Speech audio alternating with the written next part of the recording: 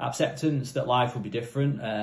Obviously, it's very difficult to accept what's happened, and especially at a young age, at the age of 17, you don't expect to go something like that. But in terms of the process and how do I deal with it every day, I'm a really positive person, and I think you've got to be positive. I think there's no way around it. I'm a big believer that if you think positive things and you've got a dream or a goal and you keep telling yourself that it will happen.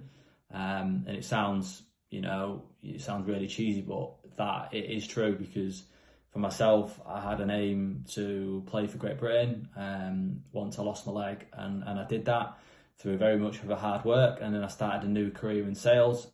I was given a lot of support. All my friends and relatives were absolutely brilliant. I found that I got frustrated with things because I'm one of them that I want to get on with it. I want to do something. And if there was something I couldn't do, you would get frustrated about it. But I would just step back and then keep trying it. And then if I still couldn't do it, I'd ask my friends and relatives, how can I get around this? So that was, they were so helpful and came up with brilliant ideas. And I can still drive, so that's brilliant. I can still be my own person. Mm-hmm. I love painting, I love drawing. I have a very busy life. I like line dancing, that's when you can do. All sorts of things, that I do, and I go to a craft class, and there's all sorts. So busy life. It's amazing that you can get on with life so well, and it doesn't bother you that much. I mean, it did at the beginning. You're really trying hard to do everything, but you must accept that you can't do some things. I do exactly the same, really, as I did before. And as I said, busy life. I do a bit of shopping for people here. You just fill your mind, and it's good. It does make a big difference. I think it's really important to accept that life's going to be different. Don't compare yourself to what you were before or what you could do, because you won't be able to do the same stuff. Well, you won't be able to do it in the same way or to the same level necessarily. Don't compare yourself to others, because everyone's on their own journey. Some people will be able to do more. Often that's down to level of amputation. So obviously if you still have a knee intact, that's very useful. Or having an above knee amputation, it's easier than a through hip amputation, and so on. So just don't compare yourself to others. Everyone's got different stuff going on. People have different levels of comfort in their socket. People have different levels of residual pain in their limb or other things that might be holding them back. So just go at your own pace. It's not a race. Just keep working day after day at whatever you're trying to achieve, and you'll make a lot of progress in months. When you look back after a few months, you'll realise how much progress you've made. So there can be the sense that nothing's ever going to be the same when you're an amputee, and in some ways that's true. I used to dance a lot. I'm never going to dance like I did. But in other ways, and also I haven't been able to run yet. I think getting a blade from the NHS can be quite tricky.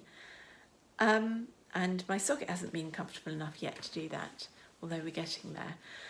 But then other things don't change in some ways. You can still go out and have fun with your friends, and you can still enjoy life and have fun with your kids or your family.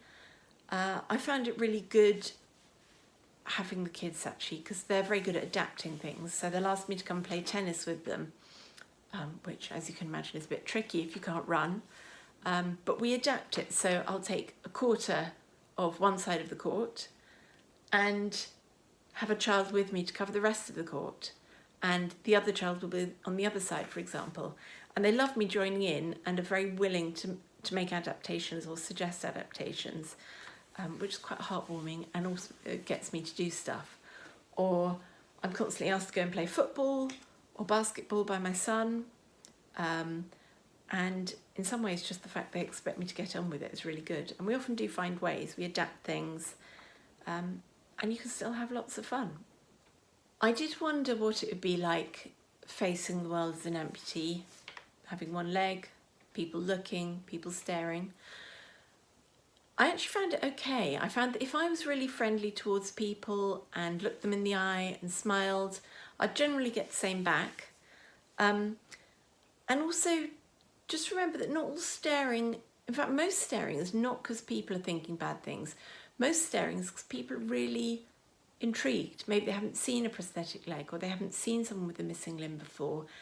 And when things are different, you look. If someone's really beautiful, you look. If someone's really tall, you look. If someone's really, I don't know, anything else, got bright hair, you look. And it's the same. If there's a missing limb or a prosthetic limb, it's quite interesting. So people look.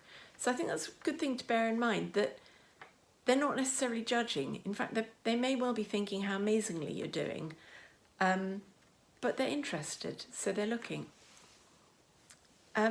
Kids are great. They often ask questions, and I try to engage them as much as possible in terms of explaining how the prosthetic leg stays on, and I wear a prosthetic leg cover which has a skull on it. They love that. And yeah, just talking to them about it if they ask questions and not making them feel bad about asking questions, because everyone we can educate on the normality of having a disability is another little win in the world. In terms of how you wear your prosthesis and how you feel about it, I found it really useful to look online and find other women who were carrying off wearing a prosthesis well, or in a way that I liked. So I looked, Instagram's great for that.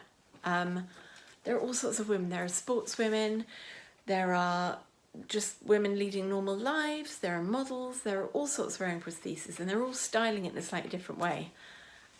And I quite like the opportunity to use it as a fashion statement. I either go bare metal or I have a prosthetic cover, and I love it. And it's like having a tattoo, and it makes me feel really good about having a prosthesis. Yes, you're not going to look the same after having a leg or arm or whatever chopped off, but you can still own it. Decide what you like the look of, maybe look at what other people are doing, or just decide for yourself. And you can wear whatever you like. You can wear jeans, you can wear leggings, you can wear skirts. I wear shorts most of the summer, and I love my leg cover. It's like a tattoo without being a tattoo. And it feels like I'm kind of owning my leg and making it a part of me. But equally, some people like sort of cosmeses that look like real leg, or they like bare metal.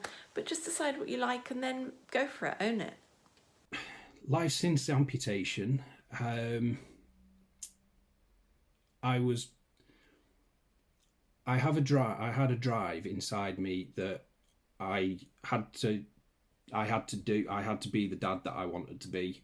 The attitude that the kids have towards it is they were shocked to begin with, but they don't worry about it anymore. They don't talk about it. It's just me. They just get on with it.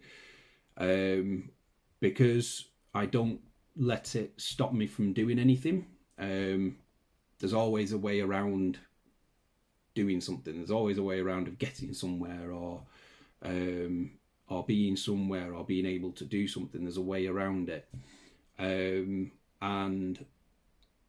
I will find that way around it.